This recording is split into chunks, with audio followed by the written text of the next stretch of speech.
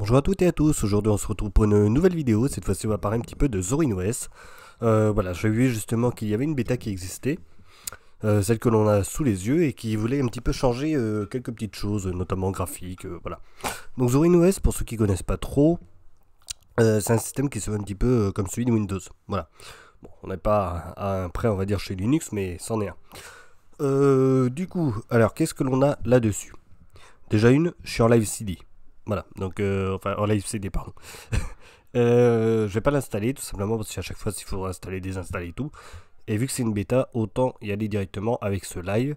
Ça permet un petit peu de voir ce qu'il y a parce qu'il y a tous les systèmes dedans, il y a les logiciels qui sont dedans et c'est vrai que c'est pratique. Voilà. Donc ici on a le menu, là l'espace pour gérer un petit peu nos bureaux. Donc là, voyez-vous, on a nos bureaux. D'ailleurs on voit que c'est du GNOME, hein, il y a une interface un peu GNOME. Les icônes de lancement rapide, ici la partie notification et la date, l'heure. Bref, les trucs assez sympathiques. Notez qu'il n'y a pas de transparence. Ici, si je vais sur le menu, un menu en somme toute classique, mais les bords sont arrondis. Eux, ils ont arrondi les ongles. Et ça, est-ce que c'est bien, c'est pas bien, mais en tout cas, ça a été fait. Voilà. Donc là, si je vais dans les paramètres, donc désolé, c'est tout en anglais, mais bon, on voit bien que ici, on a une partie qui ressemble exactement à ce que l'on a sous GNOME. Voilà, et c'est là qu'on s'en aperçoit. Alors si vous allez sur Ubuntu, vous pouvez exactement avoir la même chose, hein. De toute façon, ça c'est sûr. Vous pouvez avoir le dock ici, hein. Si je me mets là à l'heure, voilà. Si je vais sur position, je peux normalement le changer. Alors hop, top, left, right, left, voilà. Et là, vous l'avez exactement comme ce que l'on a sous GNOME. Voilà. Donc ils ont vraiment changé le menu, ça c'est clair, ils ont changé le menu pour que ce soit un petit peu plus sympa, on va dire, visuellement, et non avoir un truc en plein écran. Et suite à ça, bah, ils se sont amusés à faire le thème autour de ça, un thème totalement arrondi. Là vous voyez que, hop là, ici, le shell est totalement différent. Là je peux changer un petit peu, je peux mettre en 32, et là du coup on se retrouve avec une barre qui se trouve un petit peu différent. Si le dock arrête de me casser les pieds, bon sang de bonsoir, c'est pas possible ça. Ok. Donc ça, c'est plutôt pas mal. Là, pareil, l'opacité, hein, je peux choisir plus ou moins opaque. Voilà. Donc ça, c'est plutôt bien. Là, on a les couleurs, tout ça, région, langue. Alors, je vais pas changer la langue, évidemment, hein, parce qu'on est sur live. Là, j'ai la partie des applications. Je peux gérer mes petites applis. Ça, c'est pas mal aussi. Là, si je vais, par exemple, sur Maps, voilà, je peux gérer mes notifications. Et ça, c'est pardon, c'est plutôt bien. Pour les écrans, alors là on va se trouver ici, les écrans en 4K. Donc ça c'est plutôt bien fait parce que là on peut directement gérer la taille. Là on est en 200%, sinon c'est vrai qu'on n'y verrait plus rien. Enfin si on y verrait mais c'est trop petit. Et vous pouvez sélectionner évidemment le choix justement de la taille et ça c'est plutôt pas mal. Voilà. Vous voyez qu'il a bien repéré 2560 par 1600, 16 dixièmes, adapté 200% pour que ce soit nickel. Et ça c'est directement dessus. Je peux aussi avoir le mode nuit, donc comme sous Windows. Ça, c'est cool. Les fonds d'écran, bah tiens, on va aller voir ça tout de suite. Je vais l'agrandir. Alors. Bon, désolé, c'est pas aussi fluide que ça. Le live, en plus, c'est sur un disque dur externe. Même si c'est de l'USB 3, bon, ça peut pas être aussi fluide que ça. Vous voyez quelques images sympas, mais c'est pas non plus exceptionnel. Voilà, ça manque un petit peu de... Je sais pas, il manque un petit peu quelque chose. Mais il y a quelques petites photos et ouais, celle-là par défaut est pas mal. Voilà, on va dire ça. Voilà. Celle-là, oui, pourquoi pas, mais bon. Et ça m'a l'air flou. On va la tester. Allez hop, c'est parti. Il me l'a changé ou pas, on va bien voir. Ah non, elle est plein flou. Non, c'est vraiment, en fait, c'est l'apparence... Oh punaise. Voilà. Ah, là, au moins, on y voit très clair. On voit bien la fenêtre. Ok. Bon, ça, c'était pour un petit peu pour les paramètres. Qu'est-ce que l'on a d'autre? Alors là, ici sur le menu, on va voir, donc on a quelques petits jeux qui se trouvent ici. Des jeux assez basiques, hein, évidemment. Côté graphique, on a GIMP qui se trouve là, une petite visionneuse d'images, assez bien, LibreOffice qui se trouve ici, et photos. Pour organiser les photos, allez, on va voir ça tout de suite. Cool. Ah, ça c'est bien ça j'aime bien. About, hop. Cool. Bon, là on voit bien, c'est du GNOME, on le sait, ça y a pas de souci. Mes favoris, mes albums, photos, et ça c'est bien, j'aime bien ce côté là moi. Avoir un truc qui permet de trier un petit peu les photos, c'est plutôt cool. Internet, des choses assez basiques. Bon, on a quand même Remina qui se trouve là pour pouvoir faire du bureau à distance. Pratique pour les entreprises. Office, on a LibreOffice que je vais allumer tout de suite. On va attendre tranquillement qu'il se lance, quoi qu'il a l'air assez rapide. Voilà. Bien. Alors, je suis en train de faire la 7.1. Cool, et ben voilà. Je voulais savoir ce qu'on avait. Ben on a la 7.1, on a les extensions. Bref, on a tout ce qu'il faut pour bien faire notre travail. Et ça, c'est cool. Ok. Tout le bar et tout. Pardon.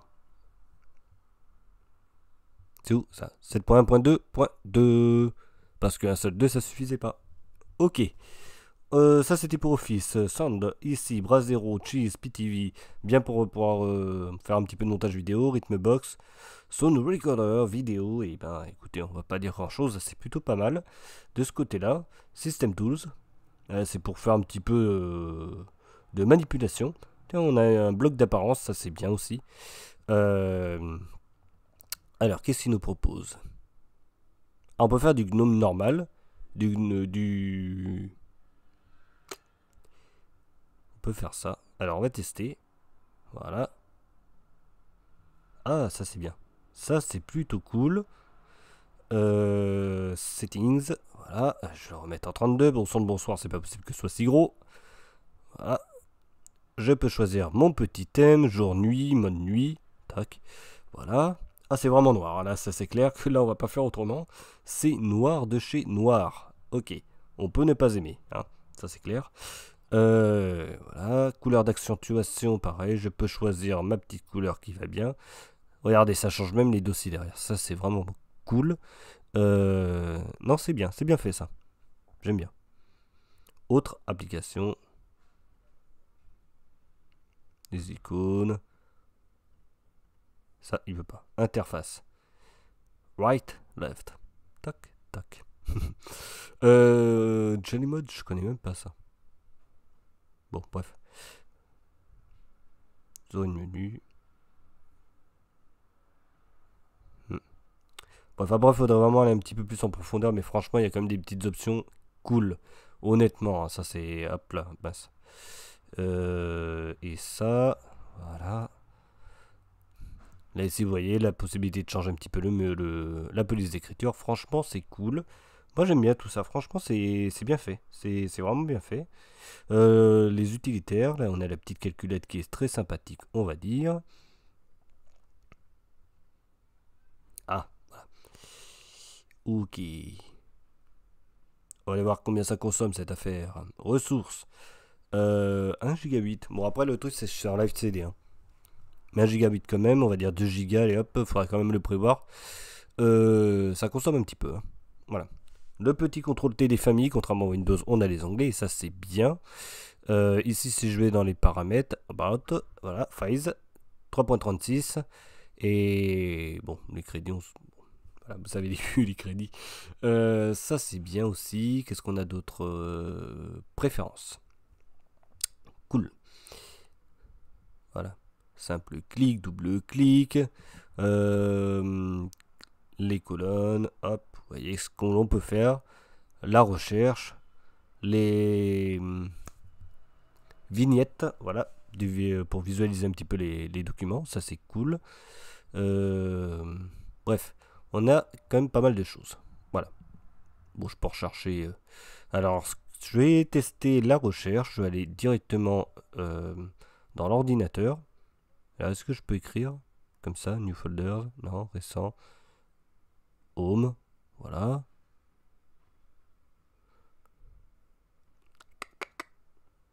Ah, voilà. Excusez-moi, je me suis un peu perdu. Je vais rechercher thème. Évidemment, c'est en anglais. Eh ben, dis donc, il est rapide. Hein. Oula, ma foi, cool. Voilà, bon, comme ça vous avez vu. Hop, je vais faire ça. Voilà. Ensuite, si je me le cale bien ici. Non, il veut pas. Ok. Donc c'est soit on est en plein écran, soit on est en split. C'est-à-dire, on a une fenêtre ici. Ça va se mettre. Bon bref, on a une fenêtre sur le côté et l'autre, voilà. Bref, vous avez compris. Feedback, software, ici on a de quoi regarder un petit peu ce que l'on peut avoir comme logiciel, ça c'est plutôt pas mal. Let's go, on va faire du shopping les gars. Allez hop. On est en train de regarder vite fait sur le net ce qu'il y a. C'est pas mal d'avoir des lives comme ça. Je me demande si je vais pas faire ça plutôt, tester sur les lives. Même si c'est en anglais, bon bah je vous parle en français donc c'est pas trop un problème. Alors l'heure c'est pas ça du tout les gars, il est 7h45 et non 5h. Donc on n'est pas du tout là-dessus, mais ça c'est pas grave. C'est pas grave. Mais c'est vrai que les lives c'est plutôt pas mal en fait pour tester. Hop. Est-ce que j'ai une vue sur le bureau si je clique là? Non. Ça ne marche pas comme ça. Ok. Bon bah c'est pas mal. Non, on a des petits logiciels sympas, c'est cool. Les mises à jour on va pas faire. Donc là comme ça vous avez vu un petit peu le système de logiciel. Très bien, très bien. Bon bah du coup on va passer au point positif et négatif. Alors autant dire il y a du positif, il n'y aura pas beaucoup de négatif. On va commencer par le négatif directement vu qu'il n'y a pas grand chose. Alors du coup le thème. C'est pour ça que je mets en négatif, mais il sera aussi dans le positif. Soit on aime, soit on n'aime pas. Ce fait que ce soit aussi plat, aussi simpliste en couleur, je sais pas. Est-ce qu'on va aimer ou pas? Il y en a qui vont aimer, il y en a d'autres non pas du tout. Et ça, c'est vrai que c'est à prendre en compte. Ça, franchement, c'est le goût de chacun. Et c'est posé, c'est là. Voilà. Donc du coup, on est de moins en moins sur ZorinOS qui se brûlait un peu plus entre guillemets Windows, futuriste, tout ça, enfin ce qu'on avait connu il y a longtemps de ça. Et là, on se retrouve avec quelque chose qui est posé, avec un thème qui est vraiment, celui-là, assez simpliste, qui fait le taf, qui n'est pas envahissant non plus. Je pense pas qu'il soit si envahissant que ça. Le thème sombre, franchement, je le trouve trop noir. Voilà. Donc, je suis honnête. Et le thème blanc, peut-être un petit peu plus de variation dans les couleurs claires. Ça aurait peut-être été pas mal. Néanmoins, voilà. C'est pour ça que je le mets un petit peu dans les négatifs, entre guillemets. Après, franchement, en partie négative, pourquoi pas la RAM qui est pas mal utilisée, mais sinon, je vois pas grand chose d'autre à dire là-dessus. Voilà. Qu'est-ce qu'on a d'autre à dire? Alors là, ça va être partir sur les points positifs. Alors, les points positifs, franchement, on va en avoir. Et ça, c'est clair. Voilà, là, on a le terminal. Les points positifs. Alors, c'est simple. Pourquoi? Alors, je vais repartir sur le thème. Pourquoi pas le thème? Voilà. Ça peut être un point positif pour certains. Il est simple, il est facile à installer, je présume. Hein, c'est une base à peu près débian, tout ça. Bon, ça, il n'y a pas de souci. C'est très très simple pour les personnes qui viennent de Windows, qui voudraient essayer un petit peu à Linux. Ça, c'est une bonne chose à faire, d'aller là-dessus, je pense. Voilà. Niveau des logiciels, franchement, on a juste ce qu'il faut pour moi. C'est très bien. Pour ceux qui veulent pas s'embêter à installer des choses, on a juste ce qu'il faut. Alors, les jeux, je m'en fous totalement. Graphisme, voyez-vous, j'ai comme une GIMP, quoi. Une visionneuse d'images, LibreOffice, visionneuse d'images, vous l'aimez, mais ça c'est assez basique et ça suffit largement. Internet, on a Mozilla. Voilà, alors, voilà. Et il manquerait peut-être un petit truc de mail. Bon, bah écoutez, vous allez récupérer Thunderbird ou un truc dans ce genre et puis ça ira très bien. Office, on a LibreOffice, donc ça me va très bien. On a ce qu'il faut, on a même de quoi gérer un petit peu ou faire du montage vidéo assez basique, mais il est là.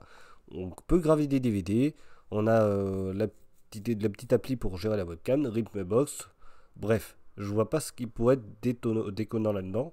On n'a pas VSC, mais bon, est-ce que vidéo suffira et fera bien l'affaire? C'est fort possible. Voilà. Franchement, pour moi, il y a quasiment tout.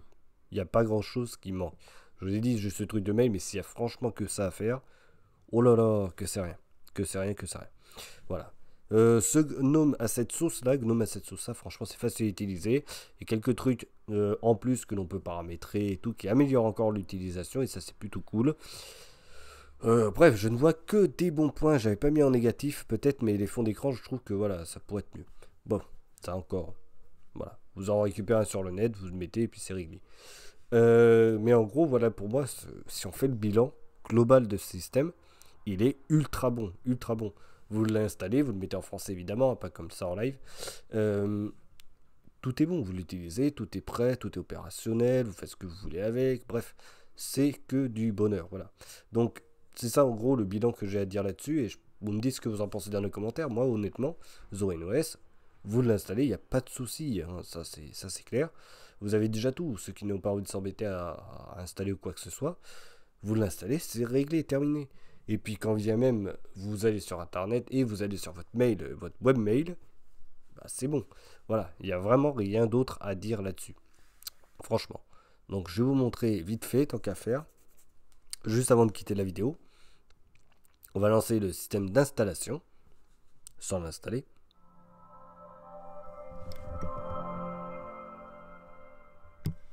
Magnifique petit bruit.